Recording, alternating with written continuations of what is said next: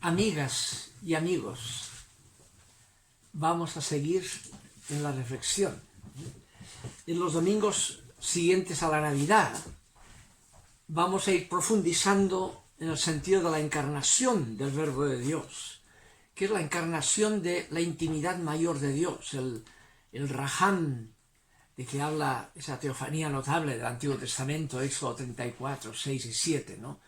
Que Dios es Raham, o sea, seno materno. El Evangelio de Juan, en el prólogo del cual hablamos el otro día, en el versículo 18, el primer capítulo, traducirá al griego ese término por kolpos, que significa lo mismo, la intimidad misma de Dios donde se llevan las guaguas, su seno materno. ¿Ya? Eso es lo que se nos ha revelado en la encarnación del Verbo de Dios en el Nazareno Jesús, ¿ya? Que es la visibilidad misma de esa intimidad de Dios, ¿ya? Como dirá un texto de Juan, quien me ha visto a mí, el visible, ha visto al Padre, la intimidad del Padre, o el seno materno, el invisible, ¿ya? La primera lectura de hoy es tomada de Isaías de nuevo, ¿no? Pero tiene como antecedente un texto de Oseas, el profeta Oseas, que estaba en el contexto de la amenaza y la caída en el exilio babilónico, primero de Samaria y después de los judíos, ¿no? Y Oseas ponía en boca de Dios, en ese texto, ¿no?, lo que se había buscado el pueblo de Israel al apartarse de Dios, al romper la alianza, y le decía: acusen a su madre, a Israel, acúsenla, puesto que ella ya no es mi esposa, ni yo soy su marido. Pero entonces, debido al exilio, recapacitarán y se dirá: volveré a juntarme con mi marido, pues con él me iba mejor que ahora. Y entonces yo, Yahvé, volveré a conquistarla y la llevaré al desierto y ahí le hablaré de amor. Y ella me responderá como cuando era joven, y no me dirá más Señor mío, sino esposo mío.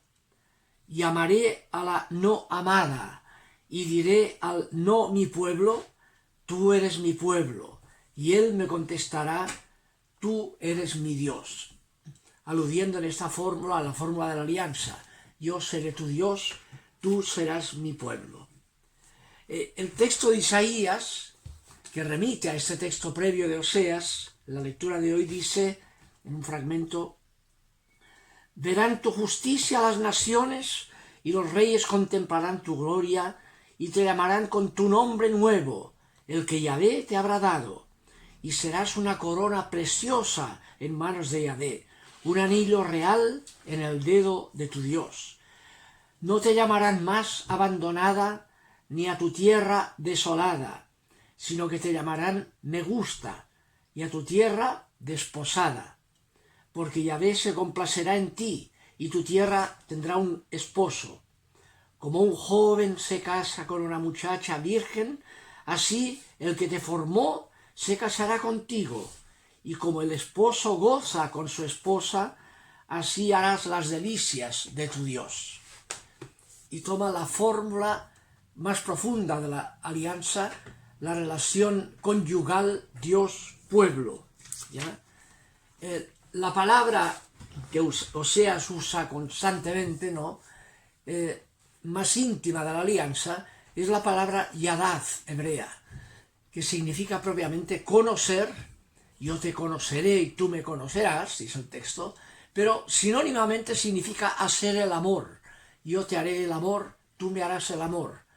Es la forma más profunda de ese significado de la alianza. Seremos dos en uno, en un solo espíritu, en comunión profunda, ¿no? Por eso el texto de Isaías, a continuación del capítulo 62, remite al Espíritu Santo.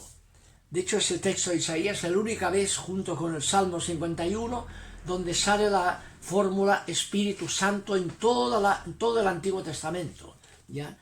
Dice el texto de Isaías, capítulo 63, no fue un delegado ni un ángel, sino él mismo en persona quien los salvó. Lleno de amor y de piedad, él mismo los rescató, se encargó de ellos y los guió durante todo el tiempo pasado, pero ellos lo desobedecieron, causándole pena a su Espíritu Santo. Desde entonces se convirtió en su enemigo y él mismo les hizo la guerra. Entonces se acordaron de los tiempos pasados.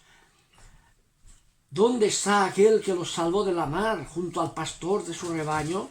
¿Dónde está el que puso dentro de ellos su Espíritu Santo? Y aquí en estas dos veces que sale la fórmula Espíritu Santo como única vez, junto con el Salmo 51, 8, ¿no?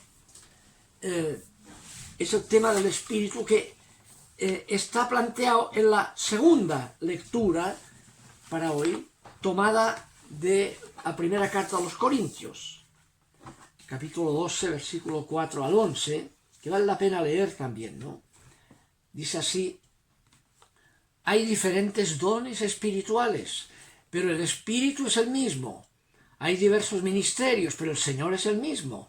Hay diversidad de obras, pero es el mismo Dios quien obra todo en todos.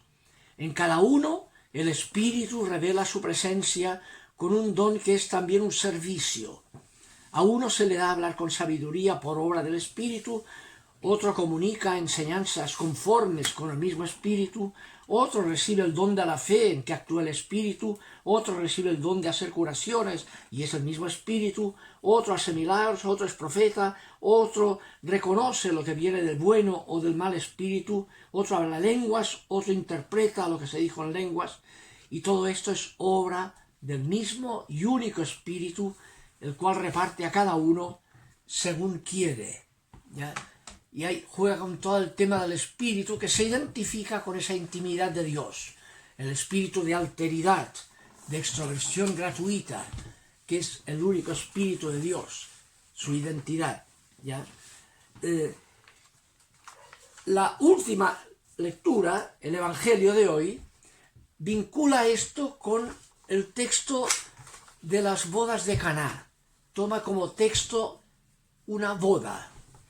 Obviamente, ahí está más que un relato historiográfico, tiene, como en todo el Evangelio de Juan, el significado simbólico, la metáfora de la nueva alianza en ese contexto, ¿no? Es interesante cómo ahí aparece la madre de Jesús, María, el Evangelio de Juan, ¿no? El capítulo 2, ¿no?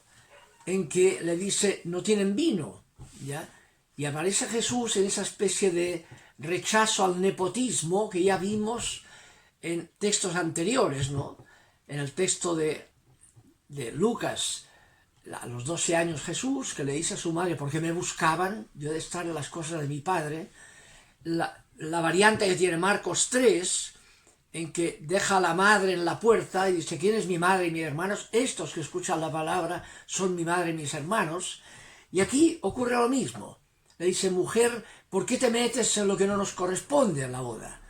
No ha llegado todavía mi hora, en el texto. Y entonces complementa la cosa diciendo, el mayordomo probó el agua cambiada en vino por Jesús sin saber de dónde lo habían sacado.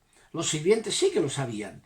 Llamó entonces al esposo y le dijo, todo el mundo pone al principio el vino mejor, y cuando todos han bebido bastante se sirve un vino inferior, pero tú has dejado el mejor vino para el final,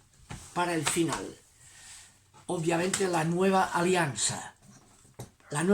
Aquí es interesante en este texto como dice que esa agua primero estaba en 12 tinajas que usan los judíos para sus purificaciones, aludiendo a la antigua alianza. Entonces toma eso y pasa a la nueva alianza, el mejor vino para el final.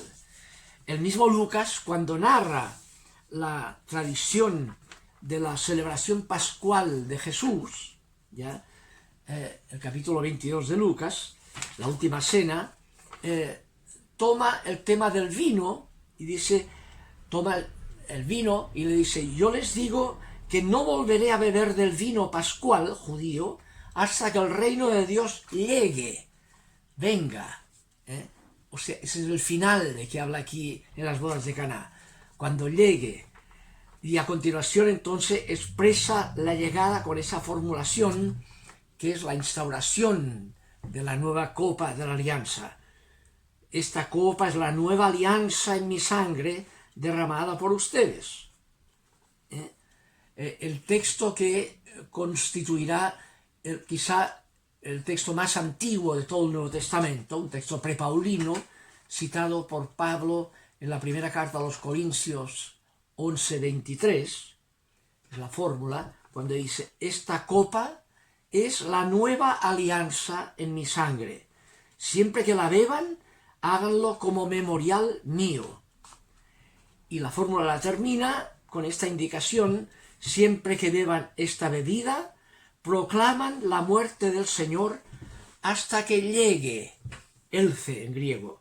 Es el mismo término que usa antes para decir, esta es la copa de la nueva alianza, hasta que llegue el reino de Dios. El versículo 18 de Lucas 22, ¿no? Por tanto, es toda la temática de la encarnación del Verbo como irrupción en plenitud de la nueva alianza, que está expresada en la fórmula tradicional, el núcleo de la alianza, que es yo te haré el amor, tú me harás el amor, una fórmula de relación nupcial, por eso el tema de las bodas de Caná. Y eso es así porque el Espíritu de Dios, que está presente en toda la comunidad cristiana, es la identidad misma de Dios, su mismo Espíritu que constituye a los cristianos, los ungidos por el mismo Espíritu que penetró a Jesús, constituyéndolo en el Cristo. Cristo significa, por eso el aceite es la metáfora, porque el aceite penetra y deja marca, no como el agua, que solo moja, se seca y no pasa nada. Esto penetra y deja marca, ¿no? Como el aceite. La palabra Cristo es el verbo que significa ungir, como la palabra crema nuestra, con la cual se unge, no se lava, se unge. Somos los ungidos. Y donde hay el Espíritu de Dios, hay la espiritualidad de Jesús que lo penetró como el Cristo, ¿ya?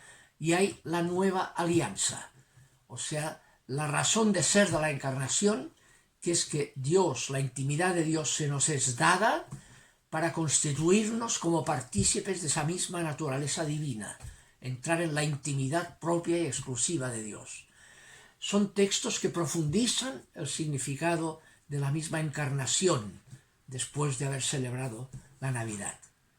Todavía seguiremos en 2 domingos más esta profundización tal como aparece en los textos después de Navidad. Nos veremos el próximo domingo. Que descansen.